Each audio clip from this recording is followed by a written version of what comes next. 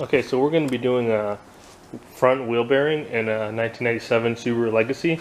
It's making a little bit of noise and it's got a little tiny bit of play. I went to get my car aligned the other day because I changed the bearing a couple months ago on the other side and I saw a little bit of abnormal wear on the tires, so I figured I should get it aligned, and then they said, hey, we can't align it because you got a little play in the bearing. And then they also tried to say I have tie rod end play, which I have none on both sides, so they were lying. I'm definitely not going back to that place.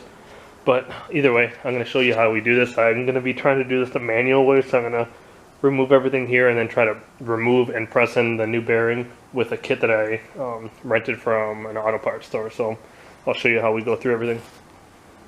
Okay, so the first thing I'm going to go ahead and do is just remove the caliper, brake caliper assembly here. I'm just going to leave the caliper and the bracket together. Just going to take off these two bolts here. There's one back here and then another one right down the bottom. And these are 17 millimeters, so I'm just taking off with a normal ratchet. Alright, so then I went ahead and removed the rotor. And the next thing that I'm going to be doing is taking off the axle nut. I just figured I'd just do this now. So you'll see there's a little notched part right here on the nut. So I'm just going to kind of hammer a flathead that you don't really care about because they kind of get messed up from doing this. And then I'm going to use an impact. What you could do is you could have done this before taking off the brakes and then have somebody press the brakes and then use a big breaker bar. I'm going to use an impact because that's what I have.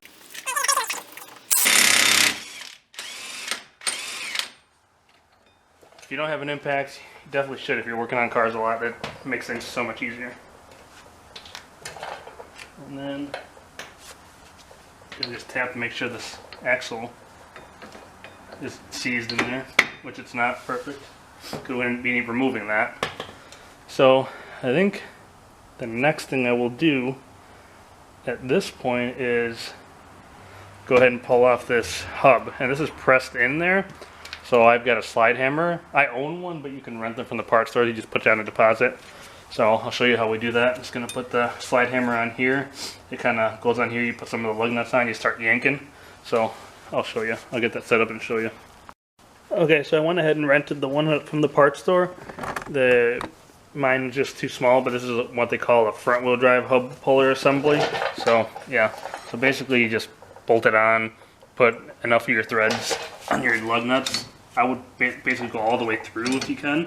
That way you don't, well, maybe I'm not going to be reusing this hub so it doesn't matter. So, but that way I don't mess up my lug nuts. So basically just gonna go like this and pull back on it. So.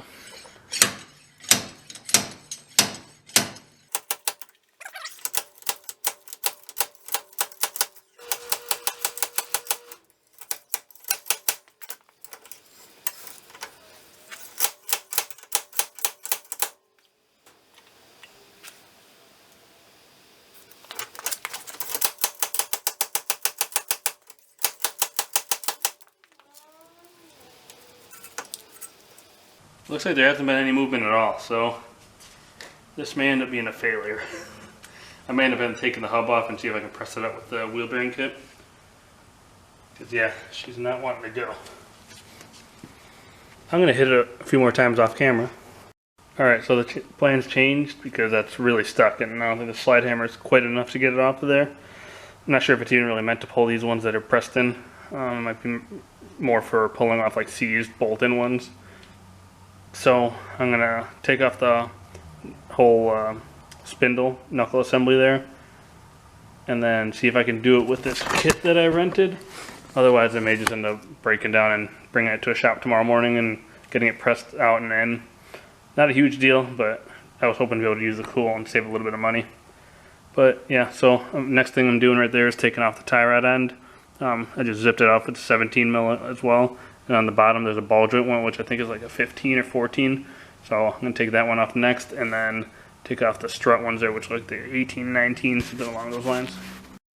Okay, so I went ahead and got all the bolts off that need to be come off. So the bottom ball joint one was like a 14, 17 for the tie rod end, 19 and 18s for the strut, and then it's ready to pop off. The bottom one, the bottom strut bolt is like an alignment one. So if you don't want to get an alignment, try and mark where it was before. I'm getting an alignment after doing this, so I didn't really bother. But yeah, so I'm ready to pop it off, and then I'll see if I can figure out how to use this tool. See if we can get it going. Otherwise, the next part will just be me taking it to a shop, getting that pressed out and a new one pressed in, and then go from there.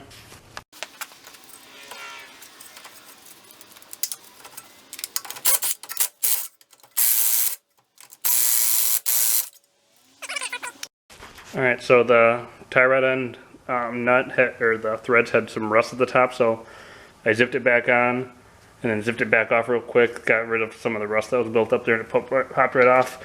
If you're going to be doing this with hand tools, the best thing to do at that point would be put a jack underneath it. Just put enough pressure to hold it tight. Don't be jacking up the car by it or anything, but put enough pressure right under here, and it'll push it up into here so that it's tight, and then you can undo it. Use lots of penetrating oil.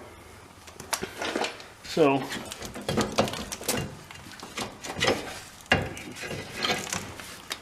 here we go. We got the whole spindle assembly here off. So now I'm going to mess around with this kit over here, see if I can figure something out. Okay, and right now I'm taking off the little ABS ring off of the hub. It's going to be in the way for using the tool. I think I figured out how it's going to work. So we'll see.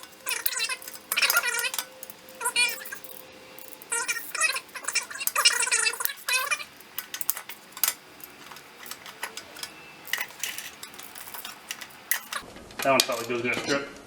So yeah, no need to show me taking the rest off. They're all broken loose, just showing you how I did that. Large crowbar. You could use basically anything you can ram in there to hold down.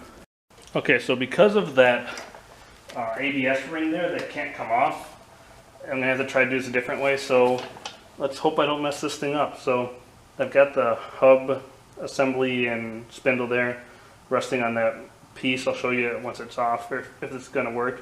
Got a socket about the size of the middle hub bore part there, so I'm going to just start hammering it with a sledgehammer and see what happens.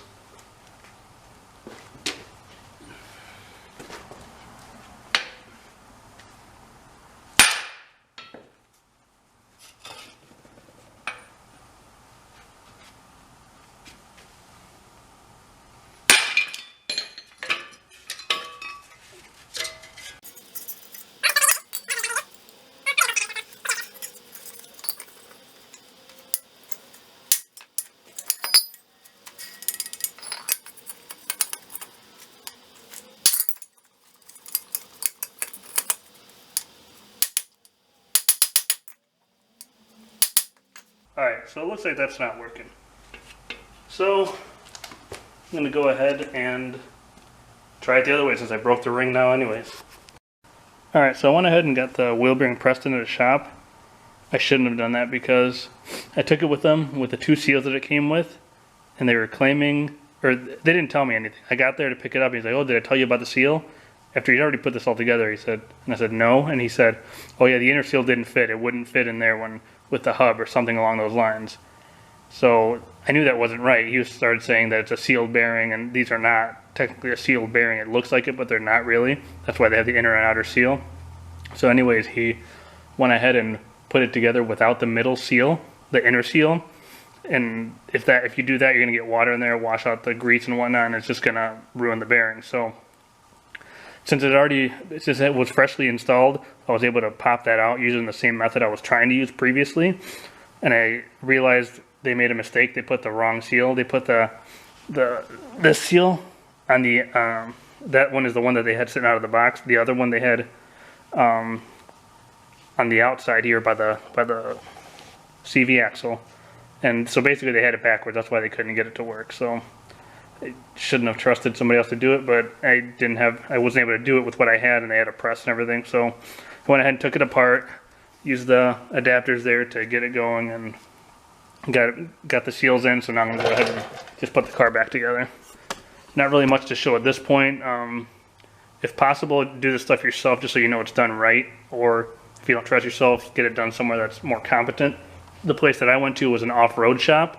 I would assume that suspension, bearings, that kind of thing is a pretty common thing for them, but evidently not on smaller cars, just trucks or something, I don't know. But yeah, second time I've had issues with that place, so needless to say I won't be going there. It was the cheapest place I could find. It's 25 bucks, but it cost me a little bit more time, which isn't the end of the world. All right, and one other thing I did earlier is I accidentally broke that ABS ring there. And the way it broke, I was actually able to just bolt it back on. And I'll show you where the brakes were. if I can find it, there was one right here. And the other one right here. So that's where they broke, and luckily their pieces didn't break off or anything, so I just carefully bolted it back up and it should be fine.